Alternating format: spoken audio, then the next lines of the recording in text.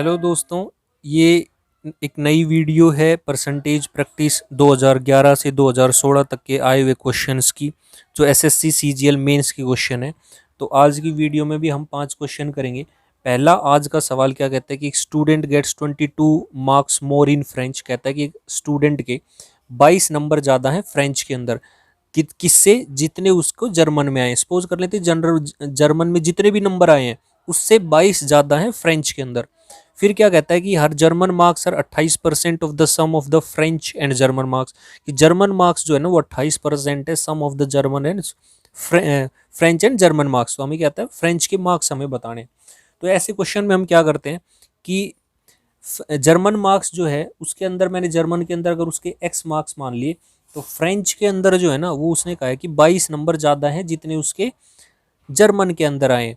तो जर्मन के अंदर कितने आए हैं एक्स, तो इसके अंदर फ्रेंच के अंदर कितने आए होंगे एक्स प्लस 22। अब क्या कहता है कि जो जर्मन के अंदर मार्क्स आए हैं ना, जर्मन के अंदर मार्क्स कितने आए, जैसा कि क्वेश्चन में कहा गया वैसा ही करते जाते हैं।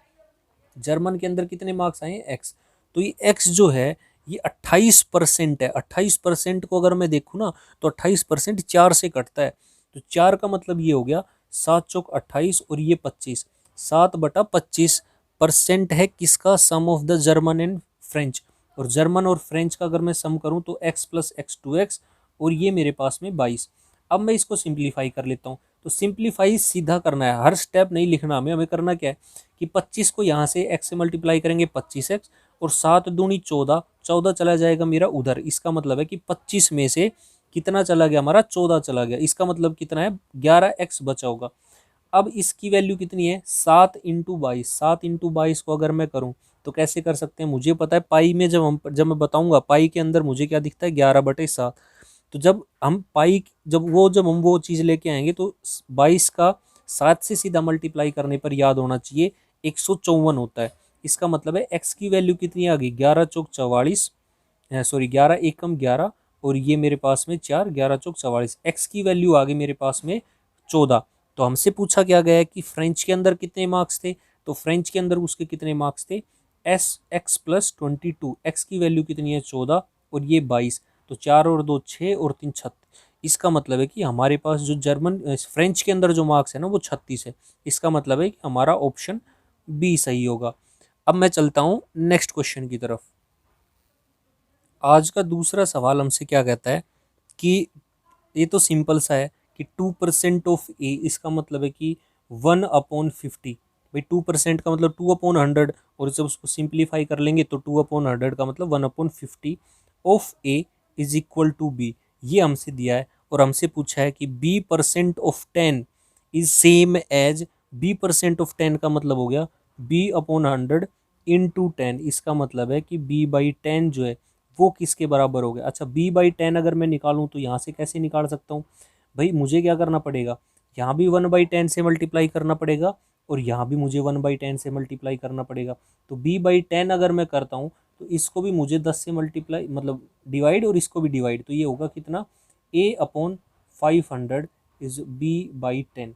मुझे b/10 की वैल्यू ये चाहिए। अब मैं चेक करता हूँ कि ऑप्शन के अंदर किसके अंदर ये वैल्यू है, तो मेरा वो ऑप्शन सही हो जाएगा। अच्छा पहला ऑप्शन जो मेरा कहता है वो 200% ऑफ ए कहता है। 200% का ऑफ ए का मतलब हो गया 2a। अच्छा बी ऑप्शन मेरे पास क्या कहता है 20% ऑफ a/100। 20% का मतलब है कि 1/5 ऑफ a/100। इसका मतलब ये हो गया a/500। तो ये मेरा ऑप्शन ठीक है, मैं कह सकता हूँ। अच्छा मैं सी को भी चेक करके दिखा देता हूँ। 20% ऑफ a/10, 20% का मतलब 1/5 a/10। इसका मतलब ये मेरे पास वैल्यू कितनी आई a/50। ऐसे ही डी मेरे पास क्या कहता है कि 200% ऑफ a/10। 200% का मतलब सर कितना हो गया 2 इंटू a/10 और इसकी वैल्यू आई a/5। इसका मतलब है कि मेरे पास इनमें से अगर मैं चेक करूं तो a/500 है ना वो सिर्फ इसमें आ रही है। इसका मतलब है कि मेरा बी ऑप्शन सही है। ये ऑप्शन चेक करने की ज़रूरत नहीं थी। जब एक के अंदर आ गई है ना वैल्यू तो कभी भी ऐसा नहीं होगा कि कोई दूसरा ऑप्शन भी ऐसा मिलेगा, हमें इसमें नहीं मिलेगा। बाकी जो और जैसे जब हम मेंसुरेशन या किसी और की सवाल करते हैं तो उसमें मिल जाते हैं कि जैसे डिजिटल सम वगैरह हम चेक करते हैं तो वो सब मिल जाती है। लेकिन ये तो एग्जैक्ट आंसर है ना, तो एग्जैक्ट आंसर ऐसा तो है नहीं कि एक ही क्वेश्चन के अंदर दो आंसर सेम होंगे। सेम नहीं होंगे। इसका मतलब है जब हमें यहाँ तक ऑप्शन मिल गया, आंसर मिल गया, तो आगे करने की ज़रूरत है ही नहीं। इसका मतलब है कि हमारा इस क्वेश्चन में बी ऑप्शन सही है। अब मैं चलता हूँ नेक्स्ट क्वेश्चन की तरफ। नेक्स्ट थर्ड नंबर क्वेश्चन मेरा क्या कहता है?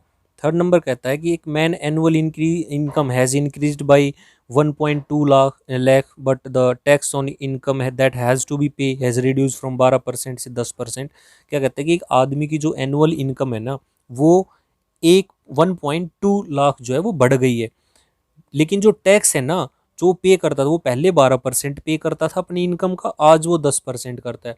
लेकिन क्वेश्चन में क्या कहा गया कि he now pays the same amount of tax, जितना पहले टैक्स देता था आज भी उतना ही टैक्स देता है। टैक्स में कोई भी चीज़ नहीं है, मतलब कि चेंज कुछ कुछ भी नहीं है।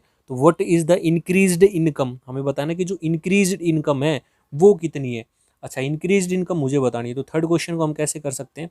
मुझे पता है कि इनकम जितनी भी है उसकी उस पे जो इनकम टैक्स का रेट है, इनकम टैक्स का रेट है, ये रेट है, वो जो होगा ना वो उतना ही उसका इनकम टैक्स होगा रुपीज़ के अंदर। ये मुझे पता है भाई, इनकम टैक्स का रेट और इनकम दोनों को मल्टीप्लाई कर दें तो ये है।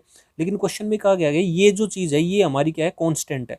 अगर ये कांस्टेंट है तो इन दोनों का जो रेशियो होगा इंक्रीमेंट का वो रिवर्स होगा, एक दूसरे के अपोजिट में होगा। क्वेश्चन में क्या कहा गया है कि जो टैक्स है ना वो 12% से 10% हो गया, कि जो रेट परसेंट था ना ये 12 से 10 हो गया। 12 से 10 का मतलब ये हो गया कि इसको मैं 2 से अगर सिंप्लीफाई कर लूँ, 12 और 10 को 2 से अगर सिंप्लीफाई कर लूँ तो 6 से 5 हो गया। मतलब कि जो इनकम जो हमारा जो टैक्स था ना वो 6 से 5 हो गया।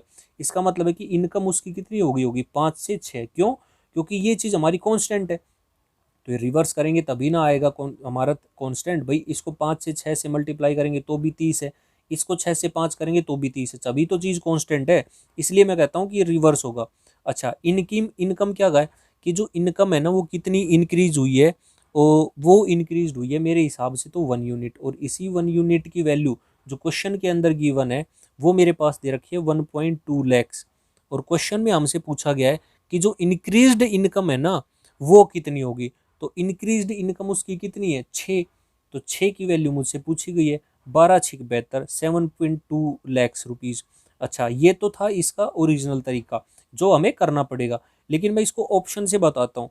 देखो ऑप्शन में हमारे पास में ऑप्शन ऐसे दिए हुए हैं कि हम इसमें कुछ लगा नहीं सकते। क्यों? क्योंकि सबका जो डिजिटल मतलब इसका सम अगर हम करें ना, डिजिट्स का सम करें, तो ये जो इंक्रीज्ड इनकम है वो 6 है। 6 का मतलब है कि इसमें 3 छुपा हुआ, 3 एक प्राइम नंबर है। इसका मतलब है कि जो भी इनकम आएगी ना वो 3 का मल्टीपल होगी। क्यों क्यों मल्टीपल होगी वो भी मैं बताता हूँ। जैसे 6 है, 6 के अंदर कितना है, 2 × 3। अब इस 6 के अंदर कुछ ना कुछ तो मल्टीप्लाई होगा ही होगा, क्योंकि भाई 1 यूनिट की वैल्यू अगर दे रखी है तो फिर हम अगर 6 यूनिट की वैल्यू निकालते हैं तो 6 से तो उसको मल्टीप्लाई करेंगे ही करेंगे उस नंबर को। तो 6 से अगर मल्टीप्लाई करेंगे तो ये कुछ भी आएगा, लेकिन वो क्या होगा, 3 का मल्टीपल होगा। और ऐसा ही जो 3 का मल्टीपल दे रखा है ऑप्शन में अगर हम चेक करें ना, तो 8 और 4 12, 7 और 2 9, 9 और 6 15 और 6 सारे ही ऑप्शन जो है वो 3 के मल्टीपल हैं। तो हम इसके अंदर ऐसा कुछ लगा नहीं सकते। लेकिन जब क्वेश्चन आएगा तो मैं उसके अंदर और भी बताऊंगा, ऐसे और भी टाइप आएंगे, रेशियो में भी आएंगे, तब भी मैं इसको एक्सप्लेन करूंगा। तो उम्मीद करता हूँ ये क्वेश्चन समझ में आया होगा। अब मैं चलता हूँ नेक्स्ट क्वेश्चन की तरफ। भाई नेक्स्ट क्वेश्चन 4 नंबर क्वेश्चन हमारे पास, फोर्थ क्वेश्चन इस वीडियो का हमारे पास क्या कहता है कि 2 numbers are 90% and 75% lesser than a third number. ये ऐसा क्वेश्चन मैं करा चुका हूँ कि थर्ड नंबर को अगर मैं 100 मान लूँ तो 2 नंबर मेरे पास दे रखे हैं, एक तो 90% और एक 75% कम है। तो अगर 90% कम है तो 10, और ये अगर 75% कम है तो 25। ये हमसे दिया हुआ है। अब कहता है कि what percentage should the first number be increase so that it becomes equal to the second number. क्या कहते हैं, फर्स्ट नंबर को कितना इंक्रीज करें कि वो 25 मतलब इस सेकंड नंबर के बराबर हो जाए। तो 10 नंबर को मुझे कितना इंक्रीज करना पड़ेगा, 10 कितने पर, 15 इंक्रीज करना पड़ेगा ना, 15 इंक्रीज करना पड़ेगा 10 पर। तो 100 पर कितना, जब मैं इसको सोल्व करता हूँ तो ये आ जाएगा मेरे पास में 150%। इसका मतलब है कि ऑप्शन हमारा सी सही है। अब मैं चलता हूँ इस वीडियो के लास्ट क्वेश्चन की तरफ जो कि 5th क्वेश्चन होगा। नेक्स्ट क्वेश्चन इस वीडियो का हमसे क्या कहता है कि जो एक नंबर है इंक्रीज हो गया अगर 216 से, तो वो 140% हो जाता है उसके खुद का। ऐसा क्वेश्चन मैं करा चुका हूँ कि अगर वो नंबर 100 था और वो 140% हो जाता है खुद का, इसका मतलब है कि 140 हो गया। इंक्रीज कितना हुआ, वो 40 का, और इसी 40 की वैल्यू हमसे कितनी दे रखी है, 216। अब या तो मैं क्या करूं, इसको 2.5 से मल्टीप्लाई कर दूं, क्योंकि भाई 40 को 2.5 से मल्टीप्लाई करने पर मुझे पता है 100 आता है। 2.5 से ही क्यों किया, देखो एक परसेंटेज होती है 2.5% का मतलब हमारे पास क्या होता है 1/40, याद होना चाहिए। 2.5% का मतलब 40, इसका मतलब है कि 40 को अगर मैं 2.5 से मल्टीप्लाई करता हूँ ना तो 100 आता है। तो 100% की वैल्यू मुझे पता है कितनी, 1। तो ऐसे ही परसेंटेज का यूज होता है क्वेश्चन में।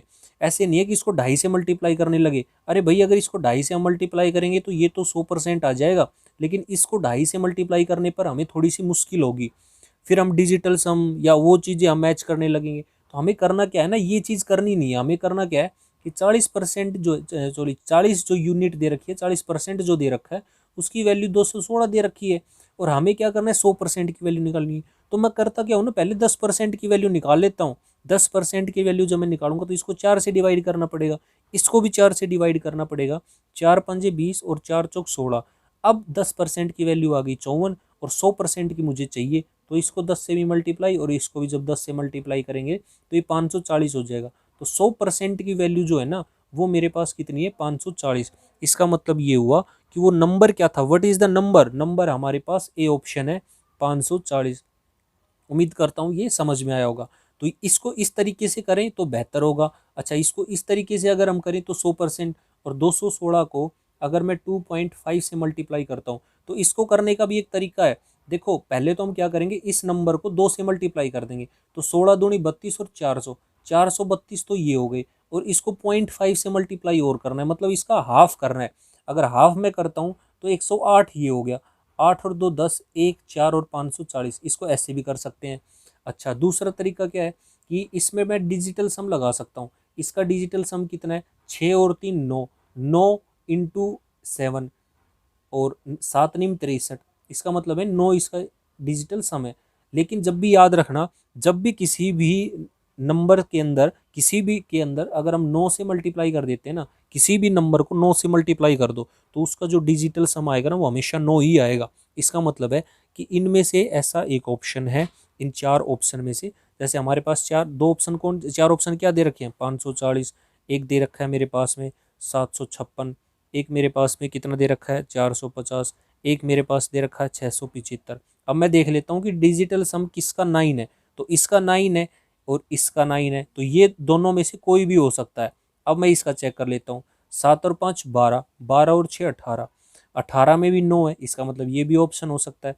और इसको अगर मैं चेक करता हूँ तो वही 765, 765, इसका भी मतलब डिजिटल सम 9 है, तो सबका डिजिटल सम 9 है, तो ये हम डिजिटल सम लगा ही नहीं सकते।